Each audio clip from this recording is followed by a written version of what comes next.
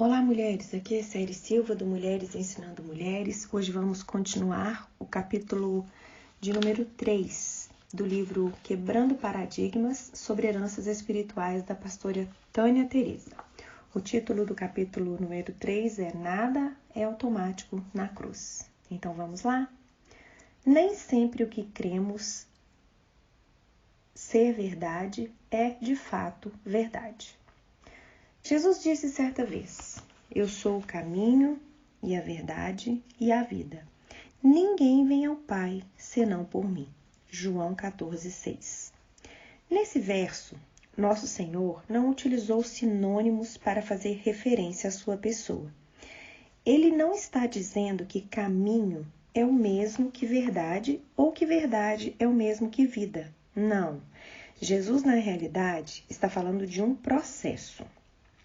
Antes de conhecermos o Evangelho, seguíamos por um caminho de perdição, morte e trevas, que conduz a um lago de fogo e enxofre. Apocalipse 21:8. Pela misericórdia do Senhor, um dia, alguém apresentou-nos a mensagem de salvação e, pela fé, entregamos nossa vida a Jesus. A partir desse momento, saímos do caminho de morte e entramos no caminho de vida. No caminho de vida, passamos a conhecer a verdade, que não é um conceito, tampouco uma filosofia. A verdade é uma pessoa, Jesus, a palavra revelada. No princípio, era aquele que é a palavra, ele estava com Deus e era Deus. Aquele que é a palavra tornou-se carne e viveu entre nós. Vimos a sua glória como do unigênito, vindo do Pai, cheio de graça e de verdade. João 1:14. Pois bem, adentramos um novo e vivo caminho e encontramos a verdade. Quando essa verdade passa a ser aplicada em nossa vida, quando deixamos de ser meros ouvintes e passamos a praticar a verdade da palavra, Tiago 1:22, então encontramos vida abundante. João 10:10. Um breve testemunho de minha vida. Eu, pastora Tânia Teresa, não nasci em um lar cristão. Na infância, muitas desordens e conflitos se interpuseram em meu caminho. Minha mãe se drogava e meu pai era um homem promíscuo. Várias vezes ele saiu de casa, abandonando os filhos à própria sorte. Quanto a mim, fui abusada sexualmente pelo homem que vendia drogas à minha mãe. Tive uma vida tão infame até os 14 anos, que, nessa idade, eu quis me tornar uma prostituta para ofender meu pai. E eu quis fazê-lo porque, em certa noite de Natal, ele levou uma meretriz para dentro de casa e dormiu com ela em minha cama. Naquela noite eu quis matá-lo, mas não consegui. Depois eu quis me matar, mas também não consegui, pois fui levada ao pronto-socorro com os pulsos abertos, cheios de sangue. Então, como não morri, naquela mesma noite comecei a arquitetar um plano para me tornar uma prostituta. Pensei eu, vou me deitar com metade dos homens da cidade e depois disso vou chegar para meu pai e dizer: Pai, o senhor ama prostitutas, não é?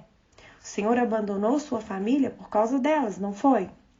O Senhor permitiu que um homem abusasse sexualmente de mim, porque enquanto o Senhor estava com elas, não havia quem pudesse me defender, não é mesmo? O Senhor trouxe uma delas para dentro de casa e não respeitou sequer minha cama, não é verdade? O Senhor ama as prostitutas, não ama? Pois então, o Senhor pode me amar agora, porque eu sou uma prostituta também. Essa era a ideia. No dia em que fui me oferecer ao primeiro homem que cruzou o meu caminho, dando início assim à minha carreira na prostituição, minhas intenções foram solapadas pela graça divina. Aquele homem não era outra pessoa senão o Filho do Deus vivo, um verdadeiro servo do Deus Altíssimo que me falou do grande amor de Jesus. Para resumir a história, minha vida cristã começou ali, à beira de um precipício.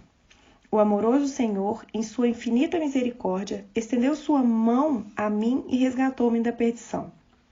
Pastor Otto, ao contrário, foi criado em um lar cristão. Sua mãe teve 10 filhos e ele é o penúltimo dos 10. Dona Guiomar converteu-se aos 15 anos e teve Pastor Otto com 45, ou seja, ela não era menina na fé quando ele nasceu. Ela já trilhava o caminho da salvação havia 30 anos. Minha sogra era uma mulher de Deus que criou todos os filhos no Evangelho. Enquanto não viu todos os netos aos pés do Senhor, não descansou. E foi para essa família que Deus me levou. Ele verdadeiramente me tirou das trevas para a luz. Para encurtar minha autobiografia, toda a minha parentela converteu-se a Cristo pelo testemunho de minha vida. Pela misericórdia divina, minha família de origem foi ganha para Jesus. Meu pai e minha mãe morreram salvos. O dia em que comecei a compreender o mundo espiritual. A partir daqui, preciso relatar de que modo comecei a compreender o mundo espiritual. Faz mais de 30 anos que Deus tem me mostrado o que vou lhe dizer neste livro. Quando olhei para a família do Otto, percebi o seguinte: todos eram crentes, todos estavam aos pés do Senhor e todos davam um bom exemplo. Fundavam igrejas, cuidavam de vidas ou faziam missões. Entretanto, apesar disso, todos os primogênitos homens da família morriam prematuramente.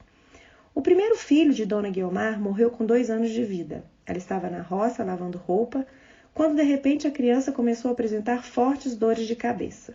Não houve tempo para submetê-la a qualquer tipo de intervenção. O menino caiu morto sem que minha sogra soubesse sequer o que fazer naquela situação. Possivelmente, ele tinha um aneurisma que se rompeu, deflagrando um acidente vascular cerebral, AVC. O primeiro filho homem da filha mais velha de Dona Guiomar morreu aos 22 anos de idade.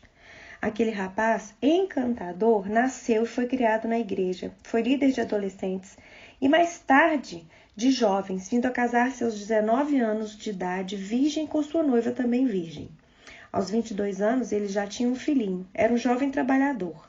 Além de exercer a função de mecânico em uma grande oficina para compor a renda familiar, todas as noites fazia transporte escolar. Ele saía de Assis, São Paulo, para levar uma turma de jovens da igreja para a faculdade em Marília, São Paulo.